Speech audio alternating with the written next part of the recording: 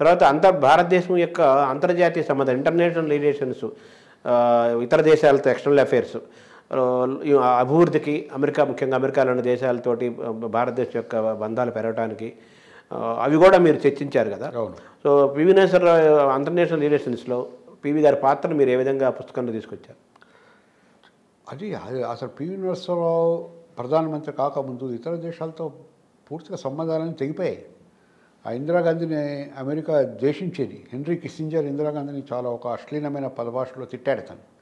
So చైనాతో సంబంధాలు చాలా దెబ్బతిన్న పరిస్థితుల్లో ఉన్నాయి. అసలు అటువంటి పరిస్థితుల్లో ఫస్ట్ టైం ఆయన అమెరికాకి వెళ్ళాడు. క్లింటన్తో చర్చించాడు. క్లింటన్తో అప్పుడు ఏంటంటే అమెరికా ఏదైనా సరే మన విదేశాంగ నీతిని ప్రభావితం చేయగలడు, అమెరికాతో లేకపోతే ఏది కాదు అని చెప్పేవాడు. క్లింటన్తో చర్చించిన తర్వాత క్లింటన్ నరసింహారావు గారి భుజం మీద చేసి బయటికి ఇద్దరు వచ్చారు. మీ ఆర్మ్ ట్విస్టింగ్ జరిగిందా అని ఒకటి అడిగాడు. Weather your arm is twisted అని అడిగాడు. మీ భుజాన్ని మెలిదిప్పారా? మై ఆర్మ్ ఈజ్ ఇంటాక్ట్ అని నరసింహారావు గారు ఇట్లా చూపించాడు. చూపించిన తర్వాత క్లింటనే నరసింహారావు గురించి అరగంట సేపు మాట్లాడాడు. ఇంత గొప్ప మేధావిని నేను చూడలేదు, చాలా విషయాలు తెలుసు, ఆయన గురించి నేను నేర్చుకున్నాను. భారత అమెరికా సంబంధాలు ఇక్కడి నుంచి చాలా కొత్త స్థాయిలో పెరుగుతాయి. అక్కడి నుంచి చాలా పెరిగిపోయింది. చైనాతో కూడా అద్భుతమైన సంబంధాలు ఏర్పడ్డాయి. ఇజ్రాయెల్తో అద్భుతమైన సంబంధాలు జరిపాయి. యాక్చువల్గా ఇజ్రాయెల్తో చర్చలు జరుగుతున్న సమయంలో పాలస్తీనా నేత అరాఫత్ వచ్చాడు ఇక్కడికి. అప్పుడు విరేకలు రెచ్చగొట్టే ప్రయత్నం చేశారు. చూసారా నరసింహారావు గారు ఇజ్రాయెల్తో చర్చలు జరుపుతున్నారంటే, ఒక దేశానికి మధ్య చర్చలు జరగవచ్చు, పాలస్తీనాకైతే మాకు సపోర్ట్ ఇస్తున్నాడు కదా, దాన్ని నేనేం వ్యతిరేకించను అన్నాడు అరాఫత్. అంటే ఒక ప్రధానమంత్రి అనేవాడు ఒక రాజనీతిజ్ఞుడైతే ఎవరితోని, శత్రువులతోని మిత్రులతోని అనేది కాకుండా అందరినీ సమానమైన దృక్పథంతో ఏకంగా స్నేహం చేయొచ్చు. ఇంటర్నేషనల్ ఇరాన్కి వెళ్ళి ఇరానీ భాషలో, పర్షియన్ భాషలో మాట్లాడి అతన్ని ఇచ్చేసుకున్నాడు. అతను స్పానిష్కి వెళ్ళి స్పానిష్ భాషలో మాట్లాడాడు. సో ఎక్కడికి వెళ్ళినా ఆ యొక్క నాలెడ్జ్తోని ఆకర్షించాడు ఆయన. ఆ రకంగా పెంచాడు తప్పితే ఏ రకంగా పటాటోపంతో వాగాడంబరంతో ప్రచారం చేసుకొని నేను ఏదో భారతదేశంలో ఏదో చేశాను, విశ్వగురువుగా మార్చాను అని అటువంటి దానికి నరసింహారావు ఎప్పుడు పోను. పబ్లిసిటీ కింద లుకిస్ట్ పాలసీ, అసలు లుకిస్ట్ పాలసీ అయితే ఆయన కొత్తది ఆయనదే కదా. అట్లాగే ఈ 7 దేశాలు ఉన్నాయి కదా ఇక్కడ, సార్క్ దేశాలను బలోపేతం చేసి సప్తా అని పెట్టాడు.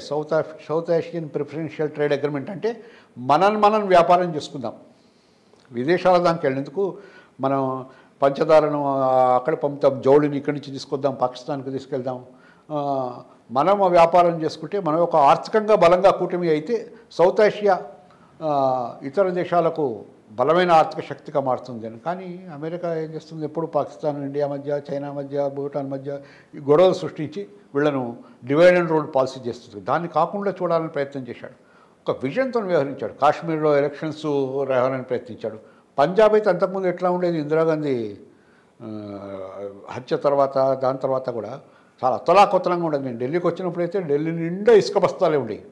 అంటే రోడ్డు మీద వెళ్ళే ప్రజలకు కూడా పోలీసులు, సైనికులు రక్షణ కల్పించాల్సిన పరిస్థితి. ఇసుక బస్తాల వెనుక వాళ్ళే బిక్కి అనుకుంటూ ఉండేవాళ్ళు, తుపాకులు పెట్టుకుంటూ. అటువంటి పరిస్థితి నుంచి నరసింహారావు గారి సమయం పూర్తయ్యేసరికి అసలు ఒక ఇసుక బస్తాలు కనపడలేదు. పంజాబ్లో ఎలక్షన్స్ జరిగాయి. సో ఇన్ని రకాల మార్పులకు ఎట్లా దోహదం చేశాడా, దానికి అది కూడా ప్రచారం లేదు.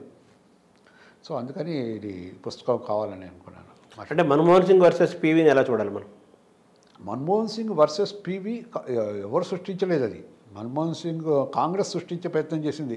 మన్మోహన్ సింగ్ని ప్రైమ్ మినిస్టర్ చేయడం ద్వారా మన్మోహన్ సింగే ఆర్థిక సంస్కరణలు ప్రవేశపెట్టింది, పివి నరసింహారావు కాదు అని. కానీ మన్మోహన్ సింగ్ ఎప్పుడు అనలేదు నేను నాకు అవకాశం ఇచ్చింది పివి నరసింహారావు గారిని చాలా సందర్భాల్లో అన్నాడు. సో నేను మన్మోహన్ సింగ్కు స్వేచ్ఛనిచ్చి ఈ దశలో ఈ రకంగా వెళ్ళు అని ఇచ్చి దాని రకంగా చేశాడు. ఈవెన్ చిదంబరం కూడా కమర్షియల్ వాణిజ్య పాలసీని ఎట్లా చేయాలి, ఇండస్ట్రియల్ పాలసీని ఎట్లా చేయాలి, అన్నిటి రకాల గైడ్లైన్స్ ఇచ్చింది నరసింహారావు గారే. పోనీ ఆర్థిక సంస్కరణలే కాదు, పారిశ్రామిక విధానాన్ని కూడా మార్చేచ్చాడు, లైసెన్స్ విధానాన్ని రద్దు చేశాడు. సో ఒక రకమైన తుఫాన్ లాంటి మార్పులను తీసుకురావడానికి నరసింహారావు గారి విజన్ కారణమైంది. వీళ్ళందరినీ ఒక పావుల్లా వాడుకున్నాడు. మన్మోహన్ సింగ్ని ఎందుకు తీసుకురావాల్సిన అవసరం అంతకు లేకపోతే ఆయన రాకపోతే అంతకుముందు పటేల్ను పట్టుకొద్దాం అనుకున్నాడు, reserve bank of India governor. ఆయన నేను రాలేనన్నాడు. అప్పుడు మన్మోహన్ సింగ్ ఫోన్ చేశాడు, నువ్వు బట్టలు మార్చుకొని రా యూజీసీ చైర్మన్గా ఉంటే. రా అంటే ఎక్కడ సార్ రావాలి, నువ్వు క్యాబినెట్గా ప్రమాణ స్వీకారం చేయాలని చెప్పాడు. తర్వాత ఇవన్నీ చేయాలంటే వాటన్నింటి మీద ఒక పెన్ స్ట్రోక్తో సంతకం పెట్టి నువ్వు చేయి వీటన్నిటిని అని చెప్పాడు. సో అట్లాంటి ప్రైమ్ మినిస్టర్ లీడర్. అన్నీ నేనే చేశానని ఆయన ఎప్పుడు చెప్పుకోలేదు.